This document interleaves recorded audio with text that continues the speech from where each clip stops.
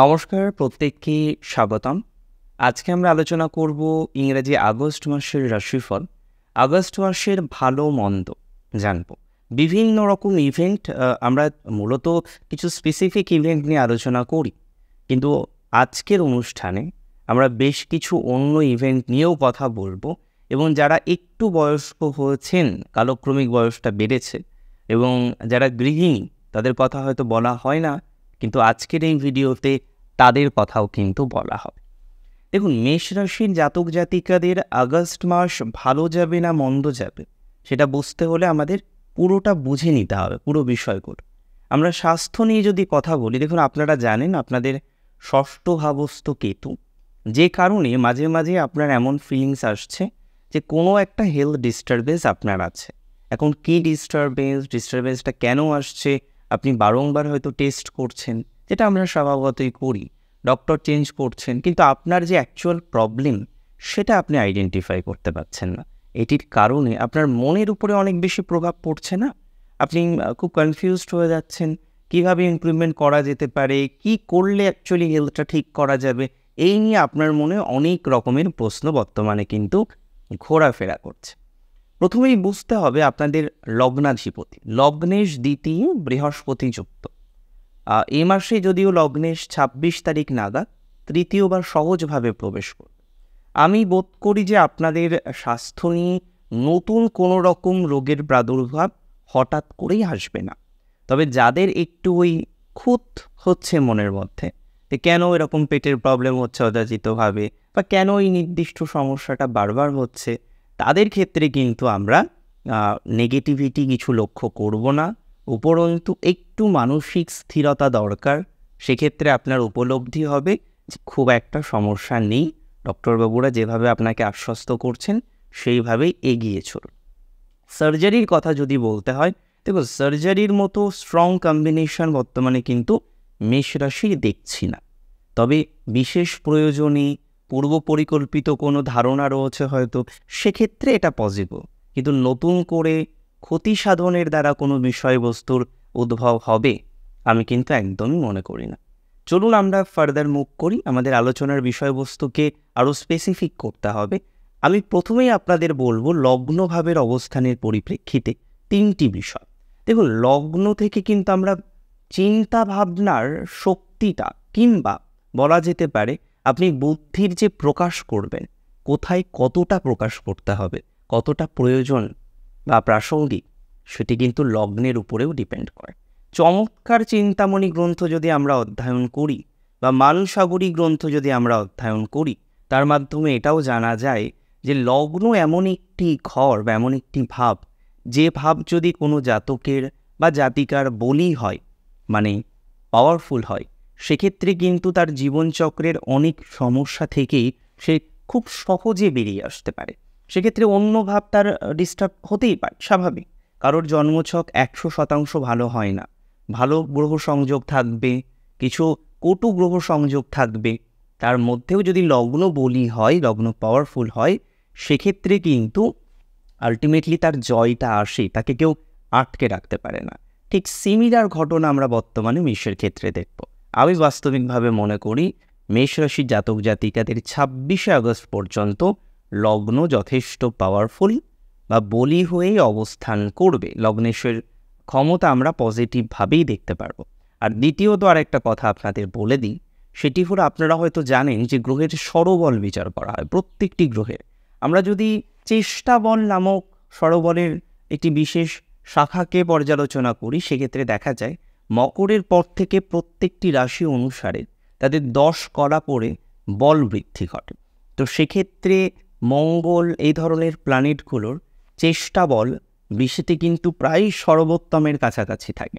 তো এক্ষেত্রে এটা মনে করা যেতে পারে যে মঙ্গল বর্তমানে বলশালী। আচ্ছা, আমরা পরবর্তী ক্ষেত্রে চলে আসি এবং অর্থনৈতিক অবস্থা।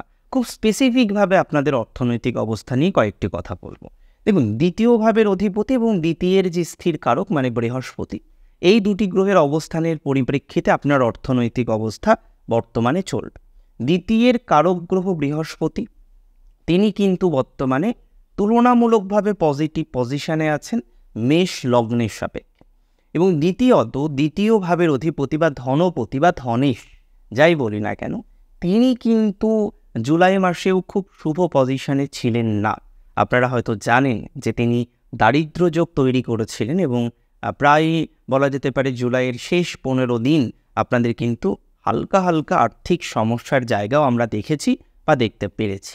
কিন্তু আমরা যদি আগস্টে চলে আসি, যেটা আমি যদিও জুলাইয়ের আপনার রাশিফলের ভিডিওতে আপনাদেরকে জানিয়েছিলাম যে শেষের দিকটা একটু ডিস্টার্ব যাবে অর্থনৈতিক ক্ষেত্রে। মোটামুটি 19শে জুলাই থেকে 26শে জুলাইয়ের সময়কালটা একটু বেশি প্রেশারাইজড হবে। কিন্তু যখনই আমরা আগস্ট মাসে মুভ করব, আমরা দেখব যে শুক্র গ্রহ তিনি পঞ্চমে অবস্থান করবেন, যদিও রবির রাশিতে, কিন্তু রবি যুক্ত হয়ে নয়। সো কোথাও যেন গিয়ে এটা প্রেডিকশন করা যায় আগস্টেরও প্রথম 15টা দিন যথেষ্ট শুভ ফলাফল আমরা পাব। সেক্ষেত্রে অর্থনৈতিক স্টেবিলিটি বলি, আর্থিক ভাগ্যটা ডেভেলপমেন্ট হওয়ার সংযোগ বলি, এই সমস্ত বিষয়গুলোই কিন্তু উপলব্ধি করা যাবে। দ্বিতীয়ত দেখুন, প্রথম 15 দিনের কথা বললাম কেন? কারণ 16ই আগস্ট রবি পুনরায় প্রবেশ করবে তার নিজস্ব রাশি অর্থাৎ সিংহ রাশিতে। সেখানে রবি শুক্রের কম্বিনেশনে এগেন আমাদের দারিদ্র্য যোগের একটা অবস্থা তৈরি হবে।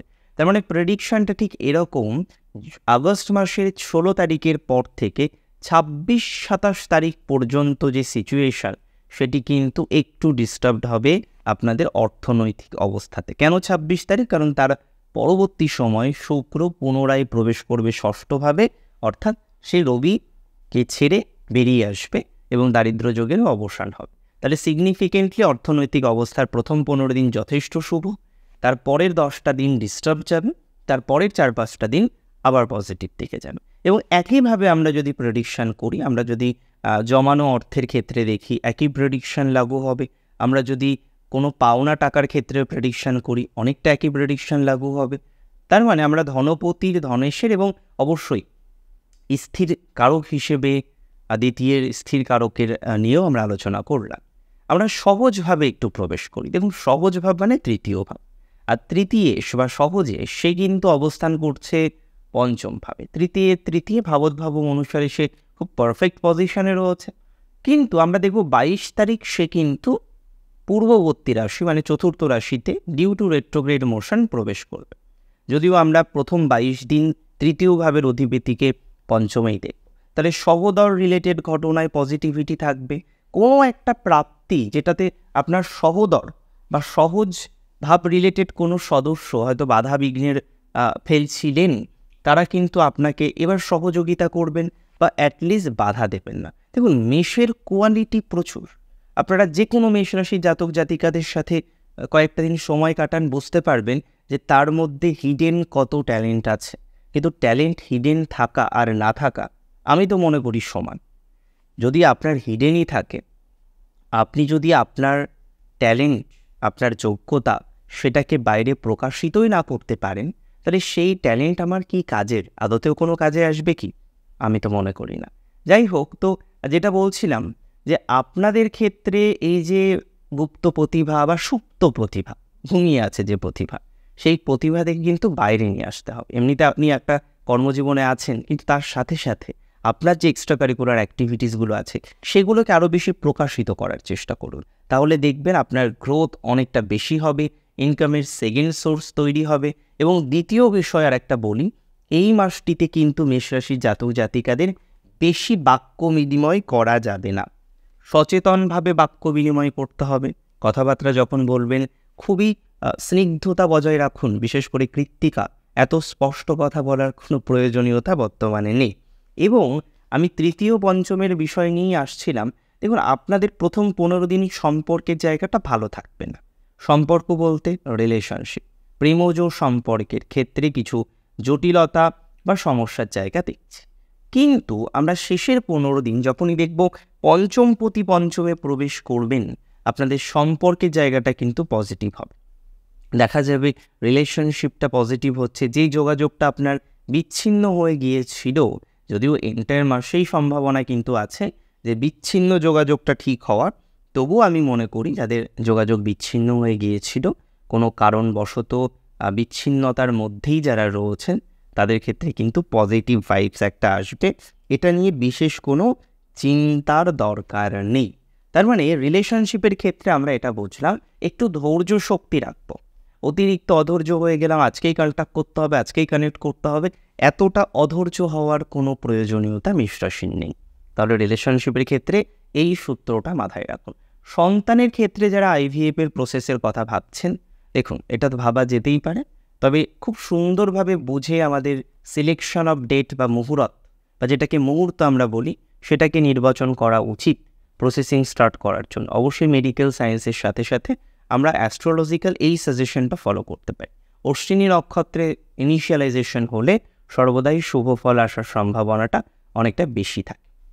সন্তান যোগ নিয়ে এমনিতেও মেষের প্রচুর প্রবলেম এর আগে আমরা দেখলাম, মানসিকভাবে যন্ত্রণা আসলো, ইভেন সন্তানের সাথেও বন্ডিং মেনটেন করার ক্ষেত্রে মেষ রাশির অনেককেই কিন্তু বেশ বেগ পেতে হয়েছে, কারণ সন্তান আপনার কথা শুনতে চাইছে না বা আপনি যেভাবে তাকে চালাতে চাইছেন। প্রত্যেকটা বাবা মা চাই যে সন্তান সঠিক পথে এগোক বা সন্তান তার পরিচিত যে পথটা রয়েছে, দিশা রয়েছে, তার মাধ্যমে এগোনোর চেষ্টা করুন। আচ্ছা, এবার আমরা ফার্দার অ্যানালাইসিস করি। আমাদের আলোচনার বিষয়বস্তু হলো, যদি আপনার রাশিটি হয়ে থাকে মেষ রাশি, সেক্ষেত্রে কতটা আপনার এনহান্সমেন্ট হতে পারে বৈবাহিক জীবনে। বৈবাহিক জীবন প্রথমত আগস্টের প্রথম 15 দিন শুভ যাবে, তুলনামূলকভাবে ঝামেলা অশান্তি কম থাকবে। যাদের সমস্যা হচ্ছে বিশেষ করে রিলেটিভস রিলেটেড সমস্যা, অন্যান্য সমস্যা, তাদের ক্ষেত্রে আমি একটাই পরামর্শ দেব যে এই সময় একটু চেষ্টা করুন সমঝোতার মাধ্যমে, বাক্য বিনিময়ের মাধ্যমে সমাধান করা। যদি সেটা পসিবল না হয়ে থাকে তাহলে তার পরবর্তী সময়ে আমরা কিন্তু সুযোগ পাবো না। প্রথম অর্ধটা বিবাহ, বৈবাহিক জীবন, নতুন বিবাহের যোগাযোগ করা, প্রেমজ বিবাহ থেকে কিছুটা পজিটিভ ভাবার চেষ্টা করা, এগুলো কিন্তু পারমিসিবল, এগুলো সংঘটিত হতে পারে। তবে যাদের ডিভোর্সের কেস চলছে তাদের 15 তারিখের পর সময়টা একটু চাপের যাবে, সেই সময়ে কিন্তু আপনাকে সচেতনতা রাখতে হবে। দেখুন, অ্যাস্ট্রোলজি মানে শুধু ভালো হবে ভালো হবে, খারাপগুলো শুনবো না তা তো নয়। যেগুলো ভালো হবে সেগুলো তো হবেই, সেগুলোকে ভালো হওয়ার জন্য আমরা প্রচেষ্টা করব, সম্মিলিতভাবে প্রচেষ্টা করব। কিন্তু যেগুলো ডিস্টার্ব আছে সেগুলোকেও লড়াই করতে হবে যাতে ডিস্টার্ব সিচুয়েশন না তৈরি হয়। মনের মধ্যে সেই জোরটাকে রাখতে হবে। আমরা চলুন ফার্দার মুভ করি। আমাদের আলোচনার বিষয়বস্তু এবার যেটা হবে সেটা হলো আপনাদের যারা গৃহিণী রয়েছে এবং প্রতিদিনই ভাববেন কোনো একটা বিষয়ের সাথে অ্যাটাচড হবেন, যদিও হেলথটা একটু ডিস্টার্ব আপনার যাচ্ছে, আর এত বেশি রেসপন্সিবিলিটি, এত বেশি দায়িত্ব আপনি নিয়ে নিয়েছেন, এই দায়িত্বগুলো থেকে ধীরে ধীরে বেরিয়ে আসার চেষ্টা করতে হবে। এতটা দায়িত্ব নেওয়াটা ঠিক নয়। দেখুন, দায়িত্ব নেবেন না কেন, কিন্তু রেসপন্সিবিলিটি বা কর্তব্যের একটা সীমা পরিসীমা থাকে। আচ্ছা, যাদের সেকেন্ড ম্যারেজের একটা ইচ্ছা হয়েছে বা প্রথম বিবাহের পরবর্তীকালে আপনি ভেবেছিলেন আর পুনরায় বিবাহ বন্ধনে আবদ্ধ হব, আর মেষের এই ডিসিশনটা খুব আসে আমি দেখেছি, তাদের ক্ষেত্রে এই পরামর্শটাই আমি দিতে পারি বা আমার দিক থেকে এই পরামর্শটাই দেব যে আপনারা এই ডিসিশনটা আর একটু পরেই নিতে পারেন। এই মুহূর্তেও বিবাহের সংযোগ দেখা যায়, তো যারা বিবাহ করতে ইচ্ছুক চেষ্টা করুন, হয়ে যাবে। আগস্ট মাসের প্রথম 15 দিনের সুযোগটা কাজে লাগাতে পারেন। যারা ইয়োগা শেখান, প্রশিক্ষক, যে কোনো ধরনের ট্রেনিং প্রদান করেন, মেডিকেল সেক্টরে রয়েছেন, হেলথ কেয়ার সেক্টরে রয়েছেন বা তদ্গোত্রীয় কোনো বিষয়ের সাথে সংযুক্ত অবস্থায় রয়েছেন, তাদের সময়কালটা কিন্তু শুভ যেতে পারে। আমরা লক্ষ্য করতে পারবো সেলফ প্রফেশন বা স্বনিয়ন্ত্রিত পেশা বলতে আমরা যে পেশাগুলো বুঝি, যার মধ্যে অবশ্যই থাকছে সেলফ প্রফেশনের পার্টের মধ্যে ফ্রিল্যান্সিং, ইউটিউব, ফেসবুক ইত্যাদি মাধ্যমে সংযুক্তকরণ, যারা যুক্ত রয়েছেন যে কোনো ধরনের টিউশনস বা ট্রেনিং বা কোচিংয়ের সাথে, তাদের ক্ষেত্রে শুভ সমন্বয় আসার সম্ভাবনা অনেকটা বেশি। অনেকে সেন্ট্রাল গভর্নমেন্টের বিভিন্ন প্রজেক্টে কাজ করেন বা রাজ্য সরকারের বিভিন্ন প্রজেক্টে কাজ করেন, not as a salaried person but as a salaried person. মানে আমি বলতে চেয়েছি এটাই, স্যালারি হয়তো ডিরেক্টলি পান না, কিন্তু আপনার কাজের উপরে ডিপেন্ড করে আপনি কন্ট্রাকচুয়াল কাজ করেন, তাদের ক্ষেত্রে উন্নতি সাধনের সম্ভাবনা প্রবল। তবে একটা কথা মাথায় রাখতে হবে, যারা সরকারি চাকরির প্রতীক্ষায় রয়েছেন চাতকের মতো বসে, একটু সময় না দিলে এই জায়গাটাকে পূর্ণাঙ্গ ঠিক করাটা কার্যত অসম্ভব হতে পারে। তার মানে যারা সরকারি চাকরির প্রচেষ্টা ইত্যাদি করছেন, তাদের ক্ষেত্রে সময় আরও দিতে হবে বলে আমি মনে করি। একটু টাইম দিন, পজিটিভ টাইম ঠিক পাওয়া যাবে। আর বেসিক বিষয়টা কি বলুন তো, রাশি যদি আপনার হয়ে থাকে নিশ্চিতভাবেই মেষ রাশি, আপনাদের কর্মজীবন এখন খুব খারাপ হবে না। আপনাদের 10th হাউসের লর্ড 11th মূল ত্রিকোণে বসে আছে শনি। শনি রেট্রোগ্রেড মোশনে আছে, কিন্তু আমি তো আপনাদের বারবার বলেছি রেট্রোগ্রেড মানেই ভয় নয়, রেট্রোগ্রেড মানেই নেগেটিভ নয়। আপনারা শুধুমাত্র মাঝে মাঝে দুশ্চিন্তা করে ফেলে যে রেট্রোগ্রেড শব্দের অর্থ বোধহয় খুব খারাপ। না, রেট্রোগ্রেড শব্দের অর্থ আমরা এর আগে ব্যাখ্যা করেছি, তবুও বলি এটি হচ্ছে আপেক্ষিকভাবে মনে হওয়া যে একটি পার্টিকুলার প্ল্যানেট তার গতি কমে যাচ্ছে, কিন্তু বিষয়টি হলো পৃথিবীর সাপেক্ষে তার গতিটা একটু স্লো হয়, যে কারণে মনে হয় উল্টো ঘুরছে। উল্টো কখনোই ঘোরে না। আপনি একটা সাইকেল চালাচ্ছেন, গতি যদি স্লো হয়ে যায় আপনার সাইকেলের চাকাটি কখনো উল্টো ঘুরবে? সামনেই ঘুরবে, কিন্তু তার মোশন, তার স্পিড সেটা কিন্তু অনেকটা কম থাকবে। চলুন আমরা চলে আসি আমাদের পরবর্তী আলোচনার ক্ষেত্রে। এবং এখানে সরকারি চাকরি অনেকে করেন, খুব ভালো পদে চাকরি করেন, যেমন ধরুন অ্যাডমিনিস্ট্রেটিভ। আমি বোঝাতে পেরেছি নিশ্চয়ই আপনারা কী ধরনের জবের কথা বলছি। তাদের ক্ষেত্রেও কিন্তু এখন বেশ প্রবলেম হচ্ছে, তাই না?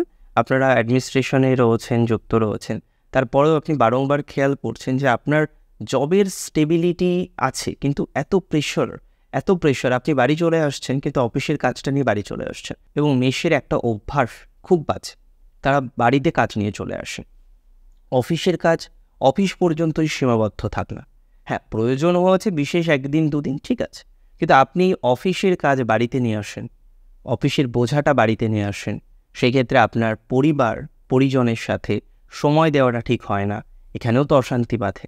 সো এটাকে একটু নিয়ন্ত্রণ করুন। এমনি ব্যবসায়ীদের নিয়ে এই মাসটা মিডিওকর বলবো। প্রথম 15 দিন তবুও কিছুটা ভালো এটা মনে করি, তবে শেষের 15 দিন কিন্তু ব্যবসায়ীদের জন্য ভালো সময় নয়। তখন লস হওয়া, কিছু অপরচুনিটিস হাত থেকে বেরিয়ে যাওয়া, এই ধরনের ঘটনা প্রবাহের সম্মুখীন আপনি হতে পারেন।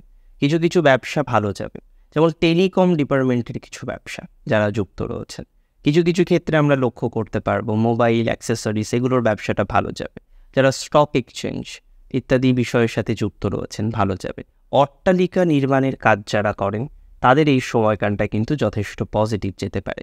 আবার আমরা যদি লক্ষ্য করি যারা যুক্ত রয়েছেন সিম্পলভাবে ফ্রিল্যান্সিংয়ের সাথে, আপনি হয়তো ফ্রিল্যান্সিংয়ের কাজ করেন, আপনার পাশের রুমে আপনার বাবা মা থাকে, তারাও হয়তো জানে না যে ছেলে করে এটা কি, তো তাদের ক্ষেত্রেও পজিটিভিটির মাত্রাটা দেখছি।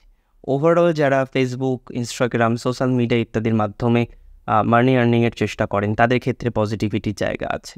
গভর্নমেন্টের প্রচেষ্টা যারা করছেন একদমই নিজের আশা ভরসা বা হোপ ছাড়বেন না। ডোন্ট লুজ ইউর হোপটাকে কন্টিনিউ করুন। তো আমরা সেক্ষেত্রে অবশ্যই এগিয়ে নিয়ে যেতে পারবো, আমাদের জীবনচক্রকে সুন্দরভাবে এগিয়ে নিয়ে যেতে পারবো। মেষ রাশির প্রতিবন্ধকতার মধ্যে আমরা গুরুজনদের কয়েকটা প্রতিবন্ধকতা দেখতে পাচ্ছি, যেখানে আপনার একটু বিহেভিয়ারাল চেঞ্জ হচ্ছে, এবং অনেকের, নট অনলি গুরুজনদের, মেষের বিহেভিয়ারাল প্যাটার্ন মাঝে মাঝে কিন্তু যথেষ্ট পরিবর্তিত হচ্ছে, এবং সেটি আপনিও উপলব্ধি করছেন যে আপনার এই যে প্যাটার্নটা, যেভাবে আপনি কথা বলতেন, হ্যাঁ রাগী আপনি, আপনার স্পষ্টবাদিতা রয়েছে, উচিত কথা সামনে বলার অভ্যাসটাও আপনার আছে, সেটা অজানা নয়, কারোরই অজানা নয়। যারা অ্যাস্ট্রোলজি বোঝেন, আর মেষের মধ্যে প্রচুর জাতক জাতিকা আছেন তারা অ্যাস্ট্রোলজি বোঝেন, যেটা আমার কাছে অনেকটা একটা বড় প্রাপ্তি যে আমার অনেক ভিউয়ার্স আছেন তারা কিন্তু অ্যাস্ট্রোলজিটাকে বোঝেন, অ্যাস্ট্রোলজিটাকে জানেন। যাই হোক, আমরা ফার্দার যদি মুভ করি সেক্ষেত্রে এটুকু বলি যে মেষরাশি জাতক জাতিকাদের যারা একটু গুরুজন তাদের ক্ষেত্রে কিন্তু বর্তমানে একটু এই বিহেভিয়ারাল প্যাটার্নটা চেঞ্জ হচ্ছে, অনেকের সাথে রিলেশনশিপ খারাপ হচ্ছে। শত্রুতা আপনার ছিল, এখনও আছে, ভবিষ্যতেও থাকবে, কারণ মেষ শত্রু বানায়, এমন একটি রাশি না, শত্রু বানিয়ে ফেলে তার ক্রিয়েটিভিটি দিয়ে, তার দক্ষতা দিয়ে। 10 জন বসে আছেন, আপনি আগে চলে যান কাজটা করতে, এটা তো স্বাভাবিক। যে ব্যক্তি কাজ করতে চায় না সে যখন দেখবে তার একই টিমের একজন গিয়ে আগে কাজটা করে দিচ্ছে, তার মনে হবে না যে হ্যাঁ সে আমাদের ছোট করার চেষ্টা করছে, তো সে তো হিংসা করবে। তো বেসিক্যালি মেষকে এই বিষয়গুলো বুঝতে হয়, তার কর্মজীবন ইত্যাদি ইত্যাদি বিষয়ে তাকে কিছু কিছু ক্ষেত্রে অতটা লিডিং না করাই উচিত বর্তমান সময়ে, তো তাই আমি মনে করি। আমি একটা ছোট্ট কথা বলে আজকের ভিডিওটা হয়তো শেষ করব। গতকালই একজন ক্লায়েন্টের সাথে আমার আলাপের সৌভাগ্য হয়েছিল। তো তিনি একজন প্রফেসর, বেসরকারি কলেজে পড়াতেন। তো ডিপার্টমেন্টাল হেড একটা অনৈতিক কাজ করছিলেন, তিনি প্রোটেস্ট করেছেন যে আমি কপি চেক করব না। অ্যাজ এ রেজাল্ট কী হলো, তার চাকরিটা চলে গেল। সো এরপরেও তিনি চাকরি পাবেন, কিন্তু ওই অভ্যাসটা তো দূর করা খুব কঠিন, তাই না? বলাটা খুব সহজ, মেষ রাশিরা হয়তো নিজেরাও অ্যাডভাইস দেন, আর আপনারা প্রচুর অ্যাডভাইস দিতেও পছন্দ করেন। একে অ্যাডভাইস দিচ্ছেন, ওকে অ্যাডভাইস দিচ্ছেন, সেই অ্যাডভাইসের দু একটা তো নিজেদের লাইফে অ্যাপ্লাই করতে পারেন। অবশ্যই এটা আপনার পার্সোনাল ম্যাটার যে কতটা অ্যাডভাইস আপনি আপনার জীবনচক্রে পালন করবেন।